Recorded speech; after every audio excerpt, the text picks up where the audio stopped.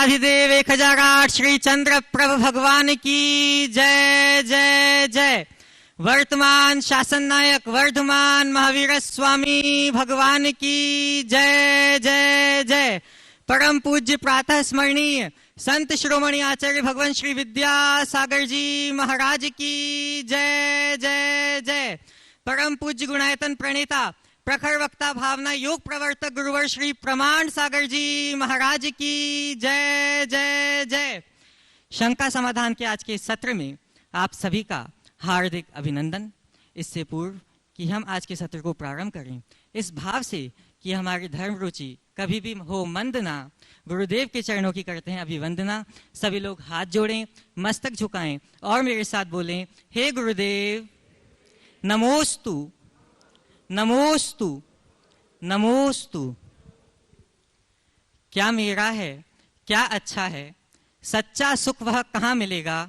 आओ शिखर जी गुणायतन में ज्ञान खजाना यहाँ खुलेगा। बंधुओं, परम पूज्य आचार्य भगवान श्री विद्यासागर जी महाराज के परम प्रसाद से एवं पूज्य गुरुवर श्री प्रमाण सागर जी महाराज के पावन मार्गदर्शन एवं प्रेरणा से निर्मीयमान तीर्थ गुणायतन वह क्षेत्र होगा जहां आकर आपके जीवन के बदल जाएंगे सारे अनुभव, जहां आप पाएंगे पवित्रता का प्रकृष्ट वैभव और जहां होगा चारित्र का उद्भव जिससे सार्थक होगा यह नरभव। तो बंधुओं, आध्यात्मिक क्रांति का लक्ष्य लिए बन रही है गुणायतन की अनुपम कृति अपेक्षा रखती है आपके योगदान की। अतः मैं आह्वान करता हूं कि तन मन धन से गुणायतन में सहयोग करके अपने जीवन को सार्थक करें और जिन शासन के इस रथ को गति प्रदान करें। आज के प्रथम प्रश्न के लिए मैं आमंत्रित करूंगा रेखा जी जैन, सुनील जी जैन, सीएफओ गुणायतन।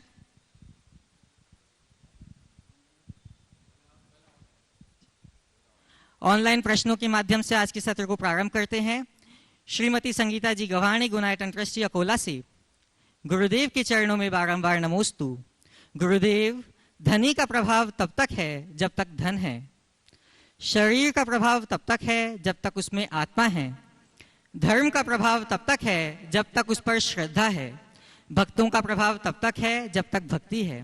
तो गुरुदेव, धर्म में रहकर श्रद्धा से भक्ति को कैसे बढ़ाएं कि धन का सही उपयोग करके आत्मा का कल्याण कर सकें, समाधान करें। नमोस्तु गुरुदेव। घर में रहकर श्रद्धा और भक्ति को कैसे बढ़ाए कि धन का सदुपयोग कर आत्मा का कल्याण कर सके।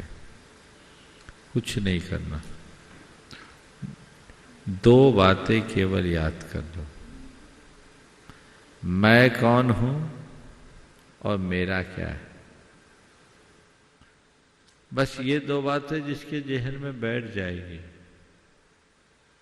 उसके जीवन की दिशा दशा परिवर्तित हो जाएगी। वो व्यक्ति, उसके लिए धन साधन भर रहेगा, साध्य नहीं। धन को साधन बनाओ, साध्य मत मानो। जितना बने उनका सदुपयोग करके जीवन को आगे बढ़ाओ।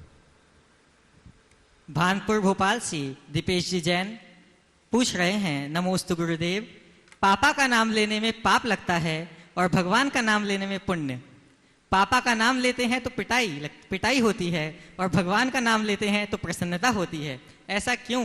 गुरुदेव मार्गदर्शन करें। पापा का नाम लेने में पाप, भगवान का नाम लेने में पुण्य। पापा का नाम लेने से पिटाई होती है और भगवान का नाम ले तो प्रसन्नता होती है, ऐसा क्यों? देखो, इसकी एक वजह मैं बताता हूँ। पापा में लगाई पा है तो पा यानी पाप। पापा का नाम लेते हैं, पिता का नाम लेते हैं तो पिता के साथ हमारा रिश्ता केवल एक जन्म का है, सांसारिक जीवन पर। इसलिए वो पिता हमारे संसार को बढ़ाने वाले हैं और परमात्मा का नाम हम जब लेते हैं तो उसका संबंध अनादि का है, वो संसार को समेटता है। तो जो असली है उसको भूलकर नकली का नाम लेंगे तो ये सब तो होना ही है। इसलिए असली पिता को पहचानो और उसका ही नाम लो जिससे जीवन का कल्याण हो। पाटन कोनी जी से अरुण जी जैन नमोस्तु पूर्वक पूछ रहे हैं, गुरुदेव, स्वाभाविक ज्ञान और दिया हुआ ज्ञान में क्या अंतर है? स्वाभाविक ज्ञान और लिए हुए ज्ञान में उतना ही अंतर है जितना डाल पे खिले हुए फूल और कृत्रिम फूल पर जिसमें एसेंस डाला। अगर किसी फूल पर एसेंस डालोगे तो उसमें उसका कितनी देर असर होगा? थोड़ी देर के लिए असर होगा, बाद में उसका असर छूट जाएगा। लेकिन जो डाल पर खिला हुआ फूल है वो अंतिम क्षण तक अपनी सौरभ लुटाएगा। तो जो स्वाभाविक होता है वो स्वाभाविक ही होता है, बाकी चीजें तो बनती और बदलती रहती। बड़ौत से परिधि जैन नमोस्तु पूर्वक पूछ रहे हैं, गुरुदेव भगवान का गगन विहार क्या होता है? क्या भगवान आकाश में विहार करते हैं? भगवान के गगन विहार का मतलब यह है कि वो धरती से 4 अंगुल ऊपर विहार करते हैं। पर ऐसा नहीं कि 500 योजन ऊपर होते, 500 धनुष ऊपर होते हैं, ऐसा नहीं है। 5000 धनुष, हाँ 5000 धनुष ऊपर उठते हैं ऐसा कुछ लोग बोलते हैं, लेकिन भूर अपि रम्या प्रतिपदमासित जात विकौसाम्बुजहासा, ऐसा आचार्य समर्थ भद्र महाराज ने उल्लेखित किया है। अन्य ग्रंथों में भी है और हरिवंश पुराण में तो यही लिखा है, भगवान एक हाथ ऊपर रहते हैं। तो ये भगवान का धरती पर गमन होता है, कमल खिलते हैं, कमल से 4 अंगुल ऊपर भगवान विहार करते हैं। गगन विहार से यही तात्पर्य। नितिन जी जैन बिनौली बागपत से पूछ रहे हैं, नमोस्तु गुरुदेव, लोग कितनी आसानी से कह देते हैं रात गई बात गई, उनको कौन बताए दिल पर लगने वाली बातों को मिटाने में रात नहीं जिंदगी छोटी पड़ जाती है। तो महाराज श्री मेरी शंका यह है कि रात गई बात गई कब बोलें कि कहने और सुनने वाला दोनों ही खुश हो जाएं? अगर हमारे अंदर की बुरी स्मृतियों को छोड़ने की शक्ति हमने प्राप्त कर ली, क्षमा मांगने और क्षमा करने की सामर्थ्य यदि हमने प्राप्त कर ली, तो रात गई बात गई की उक्ति हमारे जीवन में चरितार्थ हो सकेगी और हम अपने जीवन को आगे बढ़ा सकेंगे। जोधपुर से मीना जी चौधरी आपके चरणों में अपनी प्रणति अर्पित करते हुए पूछ रही हैं, गुरुदेव मेरी जिज्ञासा यह है कि सही को सही और गलत को गलत कहने का दम है, बस इसीलिए ही मेरे रिश्ते कम हैं। तो महाराज श्री सही को सही कहना गलत है क्या? मार्गदर्शन दें। सही को सही कहना और गलत को गलत कहना कभी गलत नहीं है, लेकिन सही को सही तरीके से न कहना गलत है। तो सही को सही कहो पर सही तरीके से कहो, गलत को गलत कहो पर गलत तरीके से मत कहो। अगर आपने सही को सही तरीके से कहा या गलत को भी सही तरीके से कहा तो वो हमारे हृदय में आनंद उत्पन्न करता है। और सीधे सीधे जैसे लोक में कहावत है, किसी व्यक्ति की अगर एक ही आंख शेष है, आपने उसे काना कह दिया तो वो काने से काने कहो जल्दी जेहे रूट और धीरे धीरे पूछ लो कैसे गई जा फूट। तो बहुत अंतर भाई साहब, आपकी एक आंख कैसे फूट गई इसको पूछने में कोई बुराई नहीं है, उसको अच्छा लगेगा। अरे भाई तुम तो काने हो। तो ये चीजें हैं, हमें सही बात को कहना है। कई लोग बोलते सत्य कड़वा होता है, मैं कटु सत्य बोलता हूं। मैं कहता हूं जहां कटता वहां सत्य है ही नहीं। सच्चाई के साथ तो मधुरता होनी चाहिए। सत्य बोलने के साथ साथ प्रियता का भी ख्याल रखना चाहिए। जब सत्य के साथ प्रिय होता है तभी हम सच्चे अर्थों में सत्य का अनुपालन कर सकते हैं। एक काम करो, पहले प्रत्यक्ष को ले लो, ठिकाना नहीं। हाँ, प्रत्यक्ष उपस्थित लोगों के माध्यम से आगे के सत्र को संचालित करते हैं। प्रथम प्रश्न के लिए मैं आमंत्रित करता हूं श्रीमान सुभाष जी जैन सीईओ गुणायतन, और आपके बाद तैयार रहेंगे श्रीमती रेखा जी सुनील जी जैन सीएफओ गुणायतन। गुरुदेव के चरणों में शत नमन।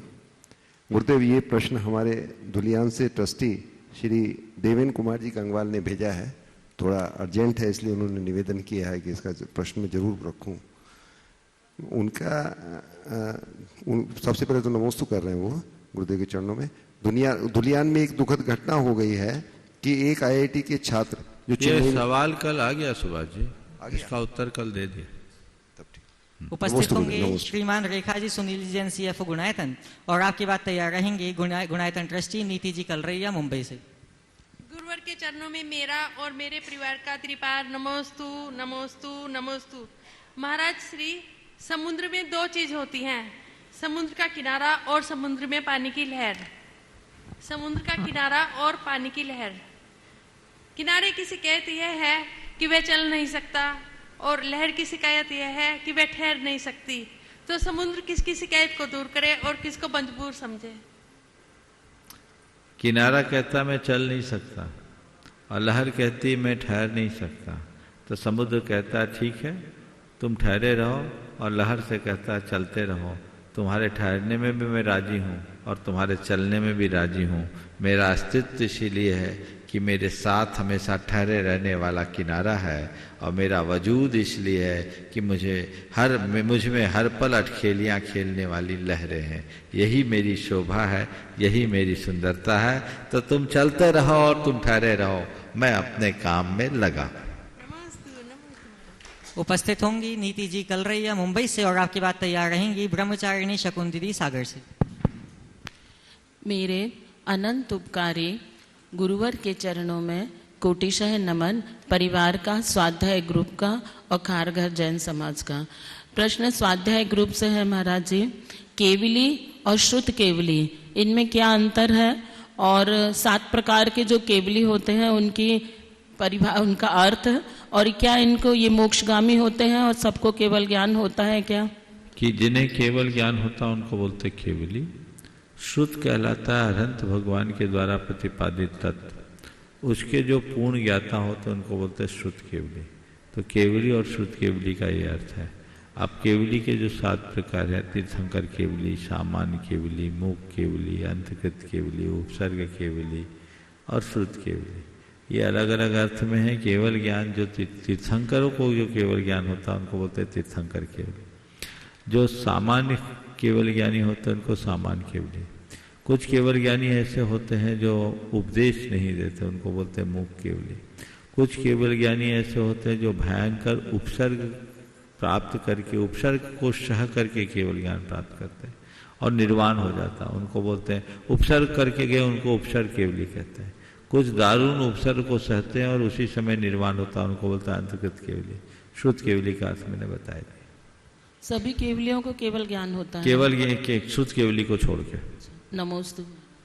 अपना प्रश्न प्रस्तुत करेंगी ब्रह्मचारिणी शकुंतली सागर से, और आपकी बात तैयार रहेंगे अशोक कुमार जी जैन उदयपुर से। नमोस्तु महाराज श्री। महाराज श्री, अशोकनगर से एक सुषमा बहन है, उनको 12 साल से बहुत पीड़ा है शरीर में।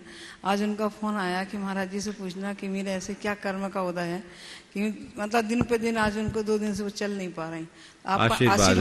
आशीर्वाद सवाल करो। सवाल कर रहे महाराज जी, आदमी स्वयं की गलती पर तो वकील बन जाता है। ये कल ही आया सवाल, आगे बढ़ो। हाँ चलिए। हाँ ये सब व्हाट्सएप। उपस्थित होंगे अशोक कुमार जी जैन उदयपुर से, और आपकी बात तैयार रहेंगी गुरुदेव के श्री चरणों में मेरा दूसरा नाम बोलो। गुरुदेव के श्री चरणों में मेरे परिवार का, मैं जिस गांव से पूरे गांव की तरफ से कोटि कोटि नमोस्तु नमोस्तु नमोस्तु। भगवान, मेरा प्रश्न ये है कि जब जीव निगोद से निकलता है तो उसके पास में 2000 सागर वर्ष की आयु होती है। उस 2000 सागर वर्ष की आयु के अंदर उसके पास 48 भाव मनुष्य के होते हैं। उस 48 भाव के अंदर 8 भाव पुरुष प्रिया के, 16 भाव स्त्री प्रिया के और 24 भाव नपुंसक प्रिया के। तो भगवान नेमिनाथ का जो बिछोड़ हुआ वो 10वें भाव में हुआ, तो पुरुष के भाव 8 है तो वो 10 में कैसे हुआ? ये मेरे शंका का समाधान। पहली बात तो ये जो कहा हम लोग कथा कहते हैं ये शास्त्रीय नहीं है जी। इस धारणा को सुधारो। ये बात सही है कि निगोद से कोई भी जीव आता है तो 2000 सागर काल के लिए आता है जी। पर 2000 सागर काल के लिए ही आता है, ये उत्कृष्ट की अपेक्षा कथन है। आया अंतर मुहूर्त के लिए जाके वापस भी आ सकता है। और इसमें 48 भाव मनुष्य के मिलते हैं, ये कथन सही नहीं है। 2000 सागर काल के लिए तरस होते हैं, ये तो सही है। मनुष्य लगातार मनुष्य से मनुष्य बनेगा तो 48 भाव होगा। एक आध भाव में कोई और भाव प्राप्त कर ले तो फिर से 48 भाव बन सकता है। समझ गए? इसलिए हम 48 बार ही मनुष्य बनेंगे, ये तो डराने के लिए कहा जाता है। सिद्धांत ग्रंथों में ऐसा वर्णन नहीं। और 8, 16, 24 की कथा भी गलत है। आगम में 16 भाव तीनों के बताए। समझ गए? चलिए। नमोस्तु भगवान, नमोस्तु भगवान, कोटि कोटि नमस्ते। उपस्थित होंगी श्रीमती लता जी गंगवाल गया से, और आपकी बात तैयार रहेंगे आदरणीय बाल ब्रह्मचारी अमोल भैया जी पुसद से।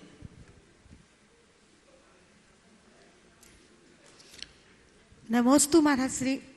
महाराज श्री, हमने आचार्य श्री का एक हाइको पढ़ा, मरना है तो मर जा पर जीते जी कुछ कर जा, वरना कर जा तो मत कर जा। तो महाराज श्री जिंदा दिली में कैसे जिए? जिंदा दिली में कैसे जिए? जिंदा दिली में कैसे जिए? बस मन का उत्साह बनाए रखो, दूसरों को मत देखो, अपने को देखो, अपना लक्ष्य देखो और आगे बढ़ो। नमोस्तु महाराज। उपस्थित होंगे पुसद से ब्रह्मचारी अमोल भैया जी और आपकी बात तैयार रहेंगे श्री रामपुर से सत्यम भैया जी। नमोस्तु भगवान, नमोस्तु भगवान, नमोस्तु। हे भगवान, देवों के द्वारा जब रत्नवृष्टि होती है तो उस रत्नवृष्टि का इस मनुष्य के लोग के लिए क्या फायदा है और वो इस धरती पर कब तक रहते हैं? क्या उसका लोप होता है क्या? देखो, देवों के द्वारा रत्नवृष्टि महापुरुषों के पुण्य के प्रताप से होती है। तीर्थंकर जैसे महान आत्माओं का जब अवतरण होता है तब रत्नों की वृष्टि होती है। ये दिव्य निधियाँ होती है जिनके निमित्त से आती है, उनके रहने तक रहती है, उसके बाद जहाँ आती है वहीं चले जाती। तो उसका मनुष्य के लिए क्या लाभ? अब उतना लेकर अपने आप को धन्य समझता है बस। नमोस्तु भगवान, नमोस्तु। प्रस्तुत होंगे ब्रह्मचारी सत्यम भैया जी श्री रामपुर से और आपकी बात तैयार रहेंगी शालू जी जैन झांसी से। नमोस्तु भगवान, नमोस्तु भगवान, नमोस्तु। महाराज जी, हमारा यह प्रश्न है कि हम धार्मिक क्षेत्र में कई बार कोई जिम्मेदारी उठाते हैं या किसी व्यवस्था में गिरते हैं तो कई बार कषाय हो जाती है, विकल्प हो जाते हैं, किसी का दिल भी दुख जाता है। तो फिर ऐसा लगता है कि हम इस सब से दूर ही रहे, निर्विकल्प रहना ही अच्छा है। तो फिर हमें क्या करना चाहिए? अच्छा कौन सा है? विकल्प रहने की भावना बहुत अच्छी है। जिम्मेदारी लो भी तो जिम्मेदारी को कर्तव्य भाव से करो, कर्ता बुद्धि से मत करो, तो न किसी का दिल दुखेगा न अपने को परेशानी होगी। कर्तव्य की भावना से कार्य करने वाला कभी दुखी नहीं होता और कर्ता बुद्धि रखने वाला कभी सुखी नहीं होता। नमोस्तु भगवान, नमोस्तु। शालू जी जैन झांसी से अपना प्रश्न रखेंगे और आपकी बात तैयार रहेंगी नेहा जी जैन छतरपुर से। गुरुदेव के चरणों में मैं बारंबार नमोस्तु करती हूँ। गुरुदेव, मेरा प्रश्न है कि धार्मिक की पहचान क्या है? क्या केवल बाहरी क्रिया करना, पूजा पाठ करना ही धार्मिक क्रिया है या फिर इसकी कोई आंतरिक क्रिया भी है? देखिए, धार्मिक तो वही है जो धर्म की क्रिया करे, पर दूसरा है धर्मात्मा। धर्मात्मा वह है जो धर्म को आत्मा में बसा ले। धार्मिक व्यक्ति की धर्म की क्रिया केवल धर्म कार्य तक सीमित रहती है और धर्मात्मा व्यक्ति का धर्म उसकी आत्मा में बस जाता है, जो उसके प्रत्येक विचार और व्यवहार में झलकता है। इसलिए हमें धार्मिक बनने की जगह धर्मात्मा बनने की कोशिश करनी चाहिए। कोई जरूरी नहीं कि जो धार्मिक हो अंदर से धर्मात्मा भी हो, लेकिन जो धर्मात्मा होगा वो धार्मिक जरूर हो। नमोस्तु गुरुदेव, नमोस्तु। नेहा जी जैन छतरपुर मध्य प्रदेश से अपना प्रश्न प्रस्तुत करेंगे और आपके बाद तैयार रहेंगे श्रीमान अनिकेत कुमार जी जैन अय्यर स्वामी झांसी उत्तर प्रदेश। गुरुवर के चरणों में बारंबार नमोस्तु नमोस्तु नमोस्तु। महाराज श्री, विवाह गृहस्थ जीवन का एक महत्वपूर्ण संस्कार होता है। तो महाराज जी, जैन परंपराओं में पहले चक्रवर्ती विवाह हुआ करते थे, आजकल तो ये बहुत कम ही देखने को मिलते हैं। आजकल जो विवाह होते हैं वो चक्रवर्ती विवाह से किस प्रकार अलग है? क्षमा चाहती हूँ महाराज श्री अगर मैंने कोई अनुचित प्रश्न किया हो तो। बिल्कुल, तुम्हारा चक्रवर्ती विवाह हुआ है, हो गया कि होना है? महाराज श्री, अभी नहीं हुआ। होना है। देखिए, चक्रवर्ती विवाह जो हमारे शास्त्रों में वर्णन है उसके अनुरूप विवाह संस्कार वर्तमान में जिस तरह से किया जाता है, हमारे शास्त्रों में लिखा है, क्वचित पुण्याश्रम पदे सिद्ध प्रतिमा साक्षी के। किसी पुण्य स्थल में और सिद्ध प्रतिमा की साक्षी में विवाह के संस्कार दिन में होने चाहिए। आजकल पुण्य स्थल तो चले गए, पहले धर्मशालाओं को पुण्य स्थल माना जाता था क्योंकि धर्मशालाओं में और कोई काम नहीं होते थे। अब उसकी जगह अब सब जगह डेस्टिनेशन के साथ सब कार्यक्रम होने लगे, तो होटलों में कहाँ पुण्य स्थल हुआ, वो तो पाप स्थल है। और सिद्ध प्रतिमा अब रखते नहीं, सिद्ध प्रतिमा की जगह यंत्र रखा जाता था। अब तो मुझे लगता है कई जगह यंत्रों की भी उपेक्षा होने लगी। तो ये सब अशास्त्रीय व्यवस्था है, हमें शास्त्रीय व्यवस्था से ही चलना उत्तम। नमोस्तु महाराज श्री। अनिकेत कुमार जी जैन झांसी उत्तर प्रदेश से उपस्थित होंगे। आमंत्रित करता हूं श्रीमान सुंदरलाल जी जैन उदयपुर राजस्थान से और आपकी बात तैयार रहेंगे भानु जी जैन उदयपुर से। गए। नमस्तु नमस्तु। बहुत से ऐसे व्यक्ति हैं बाबू जी जिन साधन में बंधु है जिन्होंने समय शिखर जी की 108 वंदना की, 51 वंदना की, फिर भी कोरोना काल में उनकी मृत्यु हो गई और उनको कंधा देने वाला कोई नहीं मिला, कंधा देने वाला कोई नहीं मिला। क्या उनका पुण्य था या पाप?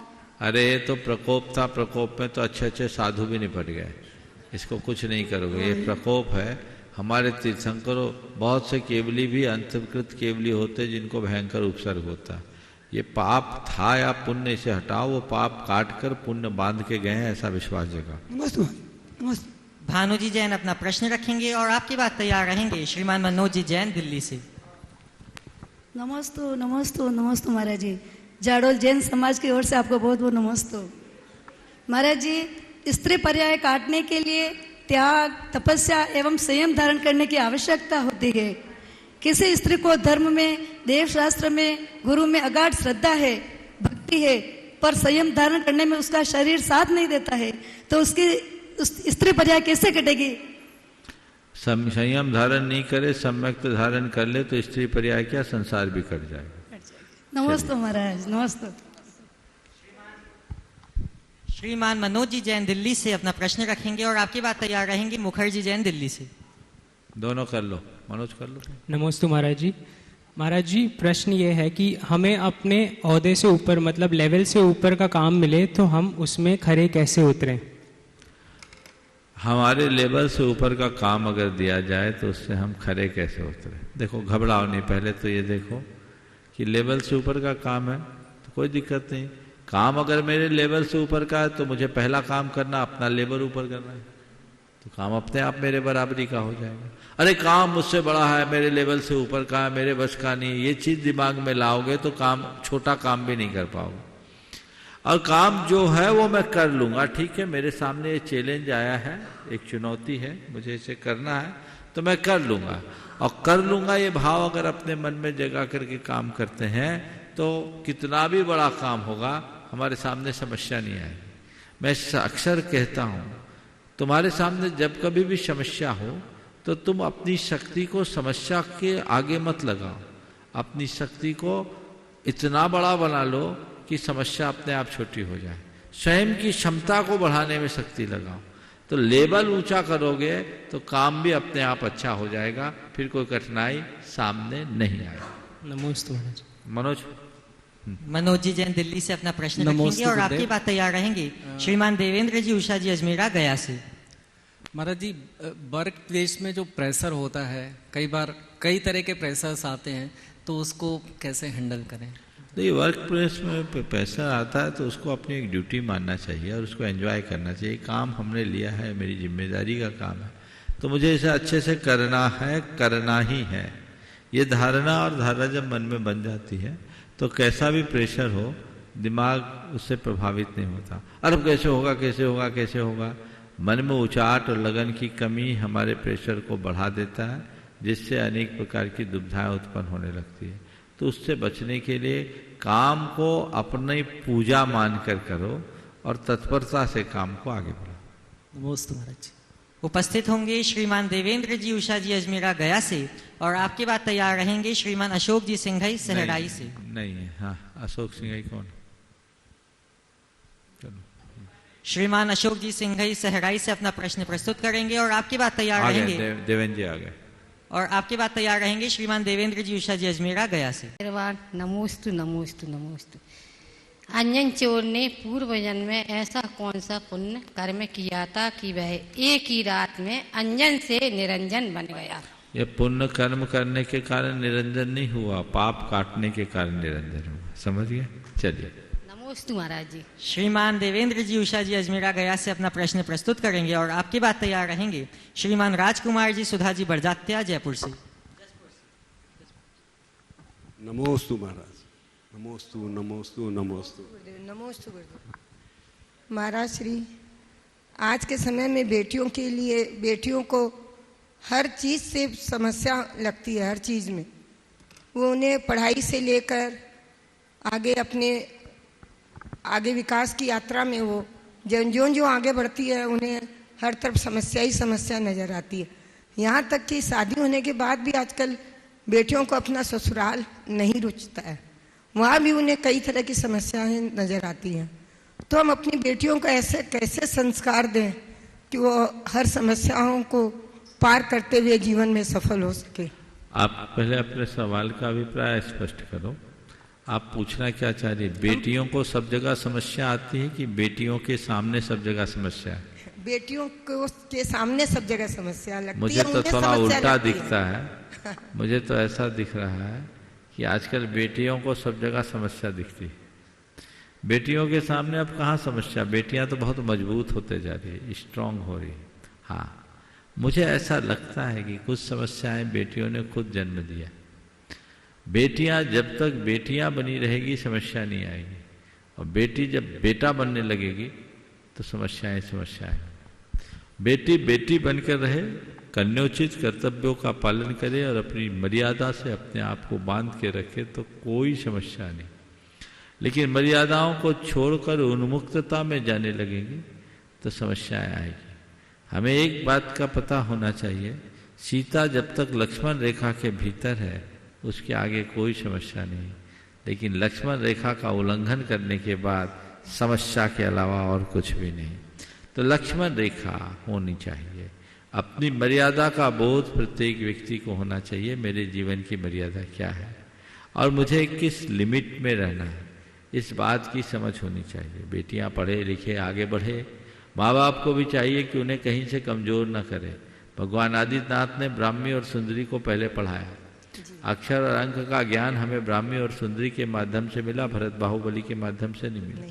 बेटियां पढ़े लिखे, पैरों पर खड़े हो, आगे बढ़े, लेकिन ये बात ध्यान रखे कि वो बेटी है। प्रकृति ने बेटी और बेटे को अलग अलग तरीके से प्रस्तुत किया, तो वो मर्यादा अगर हमारे सामने रहेगी तो कहीं कठिनाइयाँ नहीं होगी। और उस मर्यादा का हम खंडन कर देंगे, हनन कर देंगे तो सिवाय कठिनाई के हमारे लिए कुछ नहीं होगा। तो मर्यादाओं का बोध हमें करना और कराना चाहिए। नमोस्तु गुरुदेव, नमोस्तु गुरुदेव। उपस्थित होंगे श्रीमान राजकुमार जी सुधा जी बड़जात्या जसपुर से।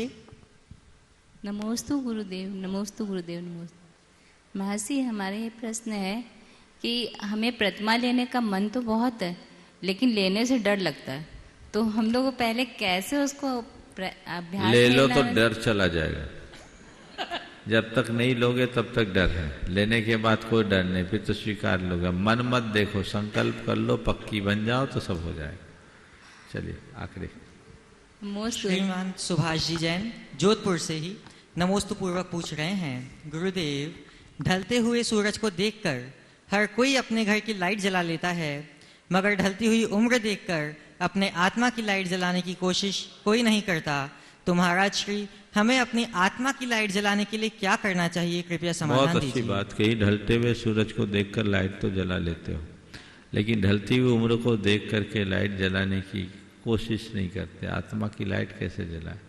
जब सूरज ढलता और अंधेरा है तो अंधेरे का एहसास होने लगता है, इसलिए व्यक्ति लाइट जलाता है। जिंदगी ढल रही है, जीवन का सूरज ढल रहा है, और अगर व्यक्ति को यह एहसास होने लगे कि सच में मैं ढल रहा हूँ तो वो अपने अंदर लाइट जलाएगा। लेकिन लोग इस चीज को समझते ही नहीं। वो तो अंतिम समय तक कब्र में पैर लटके होने के बाद भी अजर अमर ही समझते हैं, और सोचते ही नहीं कि अब मेरे पास कुछ समय बचा नहीं, खत्म हो गया। वो अंतिम क्षण तक इसी तरह की भावना और प्रयास में लगे रहते हैं। इसलिए इस तरह की स्थितियां बनती है और जीवन में विकृतियां आती है। हमें अपने उम्र के ढलान को देखना चाहिए, अवस्था को देखना चाहिए और जीवन को आगे बढ़ाने की कोशिश करनी चाहिए।